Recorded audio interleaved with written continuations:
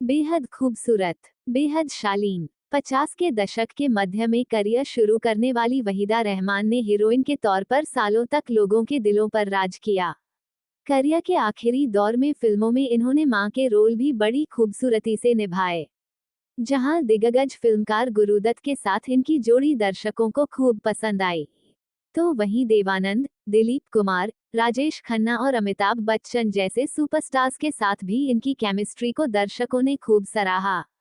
शुरुआती जीवन। वहीदा रहमान का जन्म 3 फरवरी 1938 को तमिलनाडु के चेंगलापेट में हुआ था। हालांकि कुछ वेबसाइट्स पर दावा किया जाता है कि इनका जन्म हैदराबाद में हुआ था, लेकिन ये सरासर गलत है। इनके पिता का नाम मोहम्मद अब्दुल रहमान था और वो ब्रिटिश इंडिया में सिविल सर्वेंट थे, जबकि इनकी मां मुमताज बेगम एक हाउस वाइफ थी। 4 बहनों में वहीदा रहमान सबसे छोटी थी। छोटी उम्र से ही वहीदा के पिता ने इन्हें और इनकी दूसरी बहनों को भरतनाट्यम की ट्रेनिंग दिलानी शुरू कर दी थी। यही वजह है कि ये भरतनाट्यम में शुरू से ही पारंगत थी। बचपन में ही माता पिता को खो दिया। चूंकि वहीदा रहमान के पिता एक सिविल सर्वेंट थे, तो इनका बचपन देश के अलग अलग शहरों में गुजरा था। इनकी शुरुआती पढ़ाई विशाखापट्टनम के सेंट जोसेफ कॉन्वेंट स्कूल में हुई थी।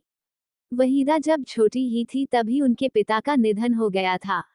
पिता की मौत के कुछ सालों बाद ही वहीदा की मां भी ये दुनिया छोड़कर चली गई। इनकी बुआ ने इन्हें और इनकी बहनों को सहारा दिया। वहीदा बचपन से ही भरतनाट्यम में पारंगत थी, तो कम उम्र से ही उन्होंने विभिन्न कार्यक्रमों में नृत्य प्रस्तुति देना शुरू कर दिया था। यूं मिलने शुरू हुए फिल्मों के ऑफर्स। कहा तो ये भी जाता है कि एक दफा वहीदा रहमान ने किसी बड़े ब्रिटिश अधिकारी के सामने भी भरतनाट्यम किया था। अंग्रेज अधिकारी के सामने दी गई उस परफॉर्मेंस ने वहीदा को बेहद मशहूर कर दिया। दक्षिण भारतीय फिल्म इंडस्ट्री से वहीदा को फिल्मों के ऑफर भी आने लगे। पहली दफा साल 1955 में तेलुगु फिल्म रोजुलू माराई में इन्होंने एक डांस परफॉर्मेंस दी। इसी साल जयासिम्हा नाम की एक और तेलुगु फिल्म में इन्होंने राजकुमारी पद्मिनी का रोल निभाया। इसके बाद इन्होंने 2 तमिल फिल्मों में भी काम किया। गुरुदत्त ने वहीदा रेमन को स्टार बना दिया। वहीदा की पहली फिल्म रोजुलू माराई की सक्सेस पार्टी में पहली दफा गुरुदत्त ने इन्हें देखा।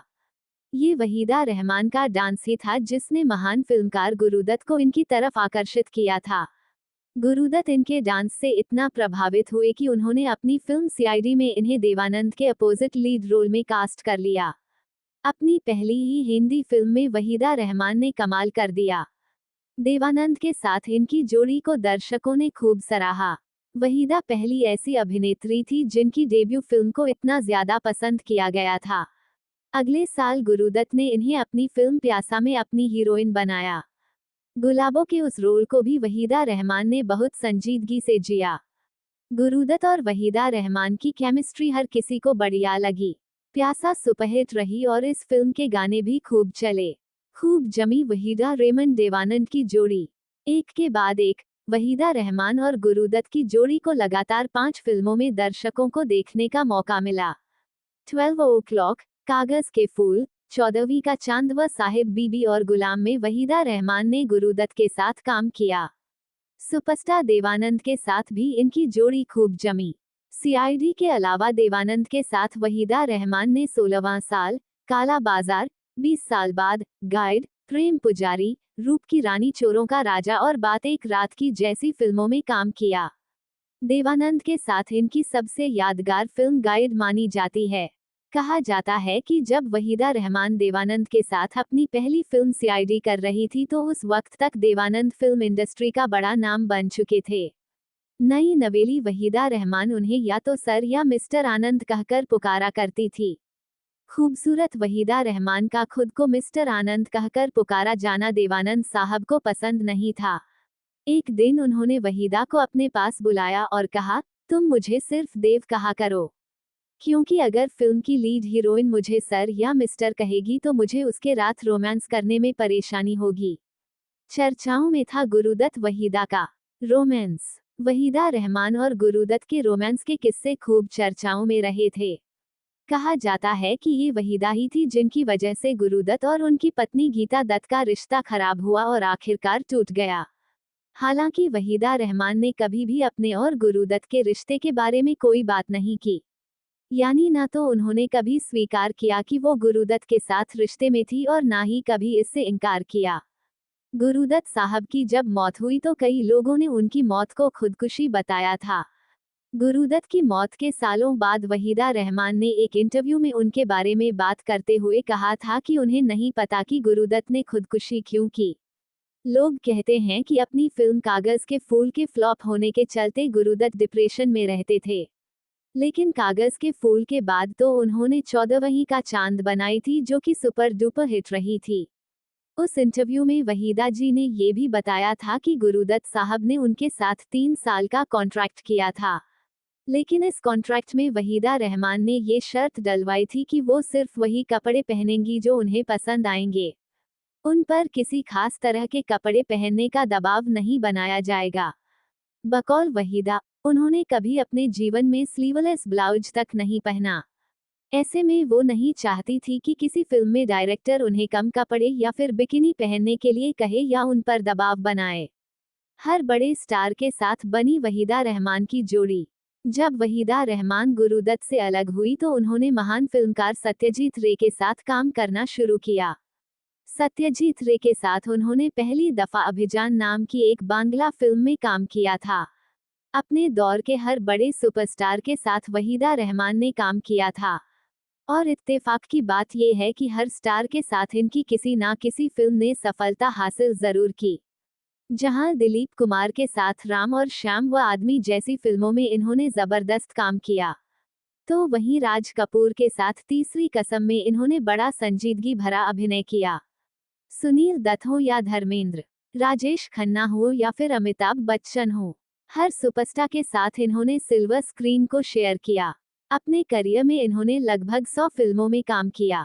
फिर यूं आगे बढ़ी जीवन व करियर की गाड़ी। इनकी आखिरी फिल्म थी 2020 में रिलीज आई डेजर्ट डॉल्फिन। ये एक बाइलिंगुअल फिल्म थी जिसे एक ब्रिटिश डायरेक्टर ने बनाया था।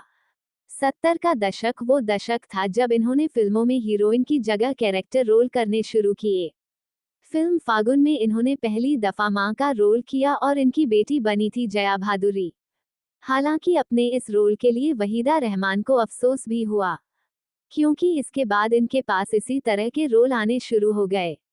आखिरकार वहीदा रहमान ने फिल्मों से ब्रेक लिया और 1964 में रिलीज हुई फिल्म शगुन के अपने हीरो कमलजीत से इन्होंने शादी कर ली, जिनका असली नाम शशि रेखी था।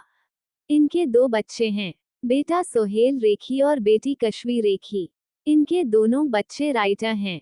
शादी के बाद इन्होंने फिल्मों में काम तो जारी रखा, लेकिन ये कुछ गिनी चुनी फिल्मों में ही नजर आती थी। फिल्म कभी कभी में ये अमिताभ बच्चन की पत्नी के रोल में दिखी और ठीक 2 साल बाद फिल्म त्रिशूल में इन्होंने अमिताभ की मां का रोल भी निभाया। पति की मौत के बाद फिर आई फिल्मों में। 40 सालों तक लगातार फिल्मों में काम करने के बाद आखिरकार वहीदा रहमान ने साल 1991 में आई फिल्म लम्हे के बाद फिल्मों से ब्रेक ले लिया और ये अपने पति के साथ बेंगलोर शिफ्ट हो गई। लेकिन 21 नवंबर सन 2000 को इनके पति की मौत हो गई। पति की मौत के बाद ये एक बार फिर से मुंबई आ गई और इन्होंने फिर से फिल्मों में काम करना शुरू कर दिया। इनकी दूसरी पारी की पहली फिल्म थी 2002 में रिलीज हुई ओम जय जगदीश। अपनी दूसरी फिल्मी पारी में इन्होंने वाटर, मैंने गांधी को नहीं मारा, रंग दे बसंती, दिल्ली -6 और विश्वरूपम जैसी शानदार फिल्मों में काम किया। इन सभी फिल्मों में वहीदा रहमान की परिपक्वता ने लोगों का दिल जीत लिया। अपने लगभग 70 साल लंबे करियर में वहीदा रहमान को एक फिल्म ठुकराए जाने का बेहद अफसोस रहा। ये फिल्म थी श्याम बेनेगल की अंकुर। हालांकि वहीदा ये भी कहती हैं कि शायद इसी तरह से हिंदी फिल्म इंडस्ट्री को शबाना आजमी जैसी शानदार अदाकार भी मिलनी थी। वहीदा पैरेलल सिनेमा की बहुत बड़ी फैन रही हैं। इसलिए वो कहती भी हैं कि गुरुदत्त बहुत महान फिल्मकार थे, लेकिन सत्यजीत रे उनकी नज़र में ज्यादा महान फिल्मकार थे। वहीदा रेमन को मेरठ मंथन का सैल्यूट। वहीदा रहमान अब 85 साल की हो चुकी हैं।